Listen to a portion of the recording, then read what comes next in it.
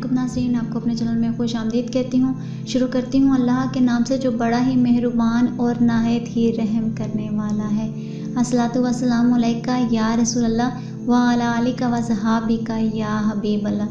ناظرین، آج کی اس ویڈیو میں میں آپ کو بتاؤں گی کہ دنیا میں سب سے پہلے قتل کرنے والا شخص کون تھا اور مقتول کون تھا۔ ویڈیو کا آغاز کرنے سے پہلے آپ سے گزارش ہے کہ اگر آپ نے ابھی تک میرے چینل کو سبسکرائب نہیں کیا تو کر لیں، ساتھ والے بیل کے آئیکن کو کلک کر لیں تاکہ میری ہر نئی آنے والی ویڈیو کی اپڈیٹ آپ تک پہنچتی رہے۔ ویڈیو کا آغاز کرتی ہوں۔ روئے زمین پر سب سے پہلا قاتل قابیل اور سب سے پہلا مقتول حابیل ہے۔ قابیل اور حابیل یہ دونوں حضرت آدم علیہ السلام کے فرزند ہیں۔ ان دونوں کا واقعہ یہ ہے کہ حضرت حوا رضی اللہ تعالیٰ عنہا کے ہر حمل میں ایک لڑکا اور ایک لڑکی پیدا ہوتے تھے اور ہر حمل کے لڑکے کا دوسرے حمل کی لڑکی سے نکاح کر دیا جاتا تھا۔ اس دستور کے مطابق حضرت آدم علیہ السلام نے قابیل کا نکاح لیوزا سے جو حابیل کے ساتھ پیدا ہوئی تھی کرنا چاہا، مگر قابیل اس پر راضی نہ ہوا کیونکہ اکلیمہ زیادہ خوبصورت تھی، اس لیے وہ اس کا طلبگار ہوا۔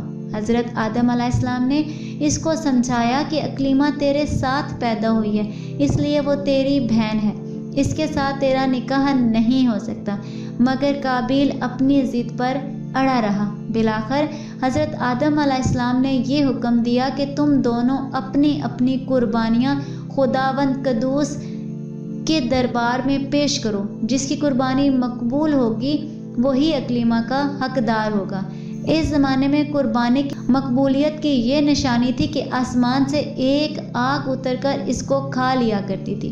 چنانچہ قابیل نے گھیو کی کچھ بالیں لیں اور حابیل نے ایک بکری قربانی کے لیے پیش کی۔ آسمانی آگ نے حابیل کی قربانی کو کھا لیا اور قابیل کی قربانی کو چھوڑ دیا۔ اس بات پر قابیل کے دل میں بغض و حسد پیدا ہو گیا اور اس نے حابیل کو قتل کر دینے کی ٹھان لی اور حابیل سے کہہ دیا کہ میں تجھ کو قتل کر دوں گا۔ حابیل نے کہا کہ قربانی قبول کرنا اللہ کا کام ہے اور وہ متقی بندوں کی ہی قربانی قبول کرتا ہے۔ اگر تو پرہیزگار ہوتا تو ضرور تیری قربانی قبول ہوتی۔ اور ساتھ ہی حابیل نے یہ بھی کہہ دیا کہ اگر میرے قتل کے لیے ہاتھ بڑھائے گا تو میں تجھ پر اپنا ہاتھ نہیں اٹھاؤں گا، کیونکہ میں اللہ سے ڈرتا ہوں۔ میں یہ چاہتا ہوں کہ میرا اور تیرا گناہ دونوں تیرے ہی پلے پڑے اور تو دوزخی ہو جائے، کیونکہ بے انصافوں کی یہی سزا ہے۔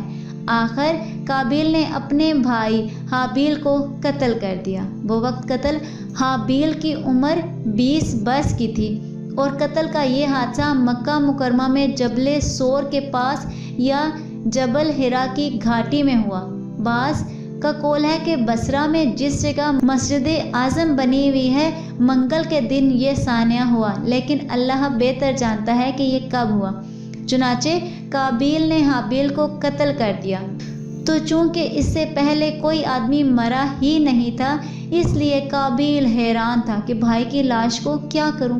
چنانچہ کئی دنوں تک وہ لاش کو اپنی پیٹھ پر لاد کر پھرتا رہا۔ پھر اس نے دیکھا کہ 2 کوے آپس میں لڑ رہے ہیں اور ایک نے دوسرے کو مار ڈالا۔ پھر زندہ کوے نے اپنی چونچ اور پنجوں سے زمین کو کریدا۔ زمین کو کرید کر ایک گھڑا کھودا اور اس میں مرے ہوئے کوے کو ڈال کر مٹی سے دبا دیا۔ یہ منظر دیکھ کر قابیل کو معلوم ہوا کہ مردے کی لاش کو زمین میں دفن کرنا ہے۔ چنانچہ اس نے قبر کھود کر اس میں بھائی کی لاش کو دفن کر دیا۔ قرآن مجید نے اس واقعے کو ان لفظوں میں بیان کیا ہے۔ تو اللہ نے ایک کوا بھیجا زمین کرید تاکہ اسے دکھائے، کیونکہ اپنے بھائی کی لاش چھپائے بولا ہائے خرابی میں اس کوے جیسا بھی نہ ہو سکا کہ اپنے بھائی کی لاش چھپاتا تو پچھتاتا رہ گیا۔ روایت ہے کہ جب حابیل قتل ہو گئے تو 7 دنوں تک زمین میں زلزلہ رہا اور ہوش و طیور اور درندوں میں اضطراب اور بے چینی پھیل گئی، اور قابیل جو بہت ہی گورا اور خوبصورت تھا، بھائی کا خون بہاتے ہی اس کا چہرہ بالکل کالا اور بدصورت ہو گیا، اور حضرت آدم علیہ السلام کو بے حد رنج و قلق ہوا، یہاں تک کہ حابیل کے رنج و غم میں 100 برس تک کبھی آپ کو ہنسی نہیں آئی۔ اور سریانی زبان میں آپ نے حابیل کا مرثیہ کہا، جس کا ترجمہ کچھ اس طرح سے ہے کہ تمام شہروں اور ان کے باشندوں میں تغیر پیدا ہو گیا اور زمین کا چہرہ غبار آلود اور کبھی ہو گیا، ہر رنگ اور مزے والی چیز بدل گئی اور گورے چہرے کی رونق کم ہو گئی۔ حضرت آدم علیہ السلام نے شدید غضبناک ہو کر قابیل کو پٹخار کر اپنے دربار سے نکال دیا اور وہ بد نصیب اکلیمہ کو ساتھ لے کر یمن کی سرزمین عدن میں چلا گیا۔ وہاں ابلیس اس کے پاس آ کر کہنے لگا کہ حابیل کی قربانی کو آگ نے اس لیے کھا لیا کہ وہ آگ کی پوجا کیا کرتا تھا، لہٰذا تو بھی ایک آگ کا مندر بنا کر آگ کی پرستش کیا کر۔ چنانچہ قابیل وہ پہلا شخص ہے جس نے آگ کی عبادت کی، اور روئے زمین پر پہلا شخص ہے جس نے اللہ کی نافرمانی کی، اور سب سے پہلے زمین پر ناحق خون کیا۔ یہ پہلا وہ مجرم ہے جو جہنم میں سب سے پہلے ڈالا جائے گا۔ حدیث شریف میں ہے کہ روئے زمین پر قیامت تک جو بھی خون ناحق ہوگا، قابیل اس میں حصے دار ہوگا، کیونکہ اس نے سب سے پہلے قتل کا دستور نکالا۔ اور قابیل کا انجام یہ ہوا کہ اس نے ایک لڑکے نے جو کہ اندھا تھا، اس کو ایک پتھر مار کر قتل کر دیا، اور یہ بدبخت نبی زادہ ہونے کے باوجود آگ کی پرستش کرتے ہوئے کفر و شرک کی حالت میں اپنے لڑکے کے ہاتھ سے مارا گیا۔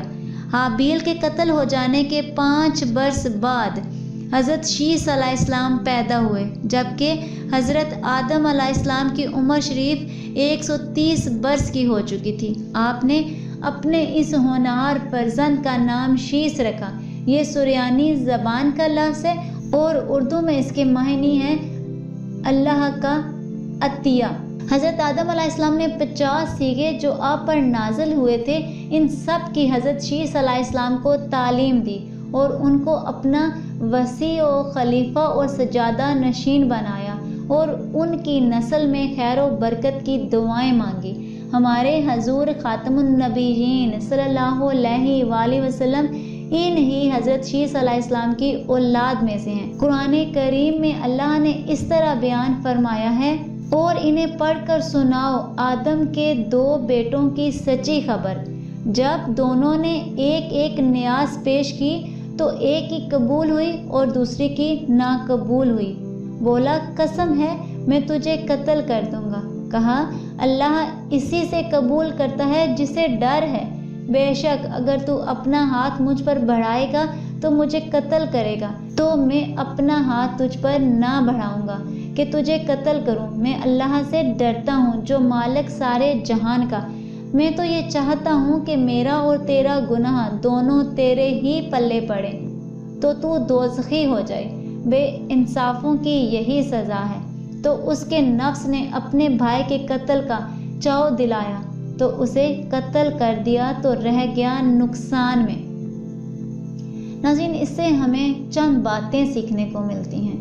نمبر 1 یہ کہ دنیا میں سب سے پہلا جو قتل اور خون ناحق ہوا وہ ایک عورت کے معاملے میں ہوا، لہٰذا کسی عورت کے فتنہ عشق میں مبتلا ہونے سے خدا کی پناہ مانگنی چاہیے۔ نمبر 2 قابیل نے جذبہ حسد میں گرفتار ہو کر اپنے بھائی کو قتل کر دیا۔ اس سے معلوم ہوا کہ حسد انسان کی کتنی بری اور خطرناک قلبی بیماری ہے۔ اس لیے قرآن مجید میں آیا ہے، فرما کر حکم دیا گیا کہ حاسد کے حسد سے خدا کی پناہ مانگتے رہو۔ اور نمبر 3 خون ناحق کتنا بڑا جرم عظیم ہے کہ اس جرم کی وجہ سے ایک نبی علیہ السلام کا فرزند اپنے باپ یعنی حضرت آدم علیہ السلام کے دربار سے راندہ درگاہ ہو کر کفر و شرک میں مبتلا ہو کر مر گیا، اور قیامت تک ہونے والے ہر خون ناحق میں حصہ دار بن کر عذاب جہنم میں گرفتار رہے گا۔ اس سے معلوم ہوا کہ جو شخص کوئی برا طریقہ ایجاد کرے تو قیامت تک جتنے لوگ اس برے طریقے پر عمل کریں گے سب کے سب گناہ میں وہ برابر کا شریک اور حصہ دار بنا رہے گا۔ اس سے یہ بھی معلوم ہوتا ہے کہ نیکوں کی اولاد کا نیک ہونا کوئی ضروری نہیں ہے، نیکوں کی اولاد بری بھی ہو سکتی ہے، کیونکہ حضرت آدم علیہ السلام خدا کے مقدس نبی اور صفی اللہ ہیں، مگر ان کا بیٹا قابیل کتنا خراب ہوا۔ ہمیشہ ہر شخص کو چاہیے کہ فرزند صالح اور نیک اولاد کی دعائیں خدا سے مانگتا رہے۔ آج کی اس ویڈیو میں اتنا ہی، دعاؤں میں یاد رکھیے گا۔ ملتے ہیں اگلی ویڈیو میں، تب تک کے لیے اللہ حافظ۔